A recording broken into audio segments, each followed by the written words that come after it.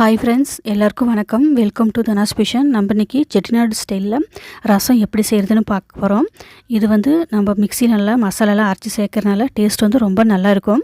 இப்போ தான் நம்ம சேனலுக்கு வரீங்கன்னா சப்ஸ்கிரைப் பண்ணிட்டு பாருங்கள். இப்போ வாங்க வீடியோக்குள்ளே போய் பார்க்கலாம். ஃபஸ்ட்டு மிக்ஸி ஜார் எடுத்துக்கோங்க. இதில் 7 பல் பூண்டு சேர்த்திக்கோங்க. காரத்துக்கு வரமிளகா 2 சேர்த்திக்கோங்க.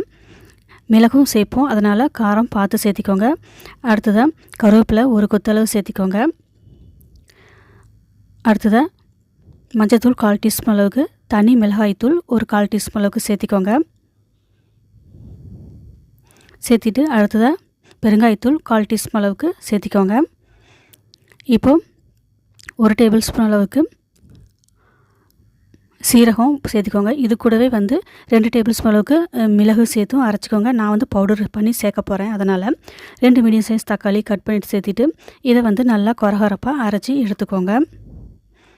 நான் இப்போ அரைச்சிட்டு எடுத்துகிட்டு வந்துட்டேன். இந்த மாதிரி கொரகொரப்பாக அரைச்சிக்கோங்க. நான் சொன்ன மாதிரி ஏற்கனவே மிளகுத்தூள் அரைச்சி வச்சுருந்தேன், அதனால் 1 டேபிள் ஸ்பூன் அளவுக்கு சேர்த்திக்கிட்டேன். இப்போ தாளிக்கிறதுக்கெல்லாம் ரெடி பண்ணி வச்சுக்கலாம். இப்போ இது இந்த மாதிரி எல்லாத்தையும் ரெடி பண்ணி வச்சுருக்கேன். பருப்பு தண்ணி 1/2 கப் அளவுக்கு வச்சுருக்கேன். நெல்லிக்காய் அளவு புளியும் வச்சுருக்கேன். தாளிக்கிறதுக்கு சோம்பு 1/2 டேபிள் ஸ்பூன் அளவுக்கு, கடுகு, அப்புறம் வெந்தயம் 1/4 டீஸ்பூன் அளவுக்கு சேர்த்திக்கோங்க. வரமிளகாய், அடுத்தது கருவேப்பிலை, உப்பு. இப்போ எண்ணெய் ஸ்டவ் ஆன் பண்ணிவிட்டு எண்ணெய் 1 டேபிள் ஸ்பூன் ஊற்றிக்கோங்க. இது நல்லா சூடாகட்டும். கடுகு போட்டுக்கோங்க. கடுகு நல்லா பொரிஞ்சு வரட்டும். அடுத்ததாக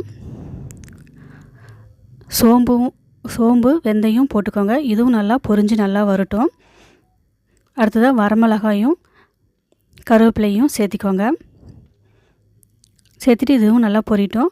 இப்போ நம்ம அரைச்சிட்டு வந்திருக்கிற மிக்ஸி ஜாரில் அதை எடுத்து இதில் சேர்த்திக்கலாம்.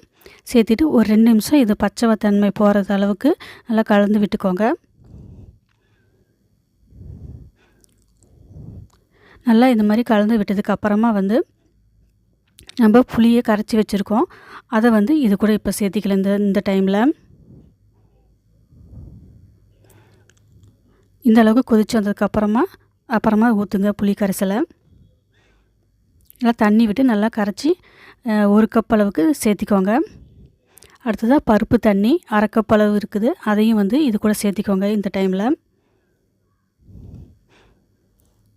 சேர்த்திட்டு இப்போ தண்ணி எந்த அளவுக்கு ரசம் வேணுமோ அந்த அளவுக்கு தண்ணி பார்த்துட்டு சேர்த்திக்கோங்க. மிக்ஸி ஜார் கழுவுன தண்ணியும் இதில் சேர்த்திக்கோங்க. அலம்பின தண்ணி எந்த அளவுக்கு புளிப்பு பார்த்துட்டு செக் பண்ணிட்டு ஊற்றிக்கோங்க. கல் உப்பு எந்த அளவுக்கு தேவையோ அந்த அளவுக்கு போட்டுக்கோங்க. நான் 1 டேபிள் ஸ்பூன் அளவுக்கு சேர்த்திருக்கேன். இது எல்லாத்தையும் நல்லா கலந்து விட்டுக்கோங்க. இது கூட அடுத்ததாக நறுக்கிய கொத்தமல்லி இலையையும் சேர்த்திக்கோங்க. இப்போ தண்ணி உப்பெல்லாம் புளிப்பு எல்லாம் செக் பண்ணிட்டு பத்துலேயும் தண்ணி சேர்த்து இப்போயே ஊற்றிக்கோங்க. நான் கொஞ்சம் தண்ணி போட்டிருக்கேன், தண்ணி ஊற்றிருக்கேன். இதில் பச்சை மிளகாய் 1 இந்த மாதிரி கட் பண்ணிவிட்டு சேர்த்திக்கோங்க. டேஸ்ட் நல்லா மணமாக நல்லாயிருக்கும். இப்போ நல்லா கலந்து விட்டுட்டு நல்லா கொதிக்க விடலாம். இதை இப்போது ஒரு கொதி கொதிச்சா போதும். இந்த ரசம் பாருங்கள், நுர வருது. மீடியம் ஃப்ளேமில் வச்சு செய்யுங்க. இந்த ரசத்தை நுர வருது. ஒரு கொதிக்கட்டும். இப்போ கொதித்ததுக்கப்புறமா நம்ம ஸ்டவ் ஆஃப் பண்ணிவிட்டு தண்ணி 1/2 டம்ளர் அளவுக்கு ஊற்றிக்கோங்க. ஊற்றிட்டு மூடி வச்சுட்டு உடனே சர்வ் பண்ண வேண்டாம். ஒரு 5 நிமிஷம் கழித்து சர்வ் பண்ணுங்கள். அப்போ டேஸ்ட் ரொம்ப நல்லாயிருக்கும். அதோடய ஃப்ளேவரெல்லாம் உள்ளே தண்ணியில் இறங்கி புளிப்பில் இறங்கி டேஸ்ட் ரொம்ப நல்லாயிருக்கும். இந்த மாதிரி ரசம் வச்சு சாதத்து கூட சாப்பிட்றதுக்கு ரொம்ப நல்லாயிருக்கும். நாளைக்கு இன்னொரு வீடியோவில் பார்க்கலாம். தேங்க்யூ ஃபார் வாட்சிங்.